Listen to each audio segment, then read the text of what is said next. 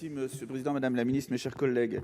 Lorsque j'ai appris cette stratégie, j'ai pris connaissance de cette stratégie du gouvernement, ma première pensée a été aux bacheliers du réseau de l'Agence pour l'enseignement français à l'étranger, qui forme 16 000 bacheliers par an étrangers, et qui, après avoir étudié en français et obtenu le bac, selon votre stratégie, Madame la Ministre, devront être soumis aux mêmes obligations d'augmentation de tarifs. Alors je vous pose la question, Madame la Ministre, qu'en sera-t-il des bacheliers? Qu'en sera-t-il des bacheliers du réseau de l'Agence pour l'enseignement français à l'étranger?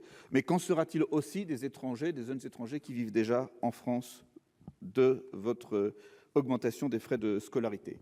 Deuxième question. Si je veux bien croire que dans certaines zones du monde, la politique d'augmenter les frais de scolarité et d'avoir des bourses significatives peut être attractive, en particulier en Chine et en Inde, il se trouve que, voyez-vous, nous attirons beaucoup d'étrangers d'une zone qui a un potentiel de croissance important pour les prochaines années, mais c'est une zone aussi qui est très sensible au prix. Et c'est la raison pour laquelle je vous inviterai, si vous maintenez cette politique, à, au minimum, sur des bases bilatérales, revenir à une politique d'égalité et de non-discrimination pour les ressortissants d'un certain nombre de pays, pour qu'ils viennent en France aux tarifs pratiqués pour les ressortissants communautaires, mais aussi pour permettre aux étudiants français d'aller étudier dans ces pays à des tarifs non discriminatoires. Merci, chers collègues. La parole est à Madame la Ministre. Merci, Monsieur le Président. Monsieur le Sénateur, la question des lycées français à l'étranger est une question, évidemment, que nous avons débattue avec le ministère des Affaires étrangères. Tous les lycées français à l'étranger sont des structures qui sont payantes pour les personnes qui y inscrivent leurs enfants.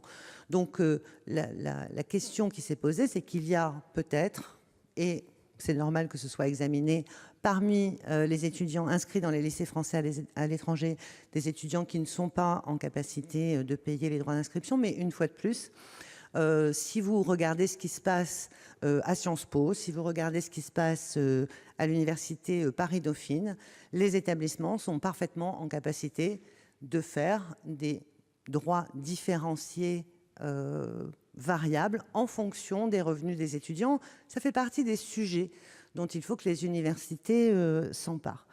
De façon plus générale aussi, il existe de très nombreux accords entre les universités et les lycées français à l'étranger, ou plus exactement entre les écoles et les lycées français à l'étranger, puisque souvent les élèves qui sont inscrits dans ces lycées français à l'étranger sont d'excellents élèves, et les écoles ont ainsi un mode de recrutement particulier d'étudiants internationaux au travers de conventions. Ces conventions, bien sûr, elles peuvent tout à fait, dans le cadre de stratégies d'attractivité des universités, eh bien, être passées avec des universités. Mettre en place une stratégie internationale, c'est aussi permettre aux établissements, comme je le disais tout à l'heure, de faire un choix par rapport aux disciplines, par rapport aux formations dans lesquelles elles souhaitent construire des relations internationales très fortes avec des partenaires très forts. Et on le sait, ça dépend de deux choses. Ce sont des flux réguliers d'étudiants au travers de conventions, et ce sont des échanges au niveau des chercheurs et des enseignants-chercheurs pour pérenniser de manière institutionnelle ces relations internationales qui ne doivent pas être uniquement de personne à personne. Je vous remercie.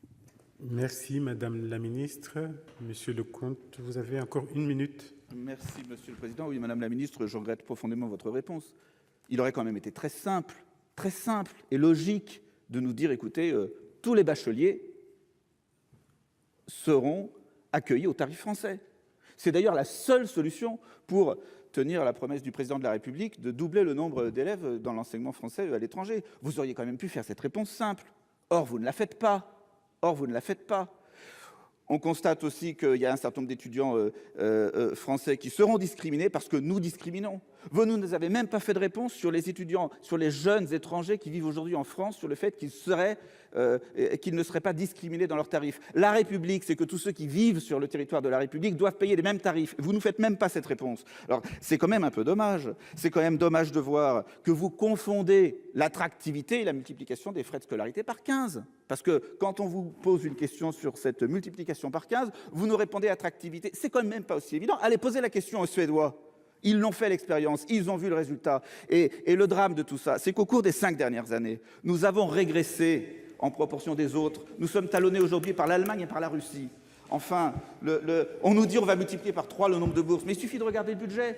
À l'euro près, c'est la même chose en 2018 et en 2019. Merci, chers collègues. Le temps est réparti et écoulé. Qui mérite d'être dit et ça aurait été tellement simple de faire une bonne réponse. Merci.